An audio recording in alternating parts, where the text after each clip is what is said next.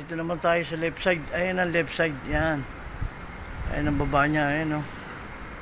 Ayan palengke papunta ng Ching yan. Tapos ayan ang building. Tapos Taipei 101 yan o. Ganda no. Tapos ayan mga baba nila yan o. Taas building. Yan. Doon yan. Gandun. Papuntang train station yan. Ayan. Pag doon naman tayo sa kabila, andun yung Grand Hotel. Yan yung mga bahay nila dyan. Yan.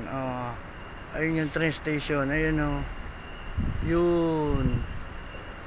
Tapos ito naman yung W Hotel tsaka Taipei 101 yan. Di ba? Ganda no.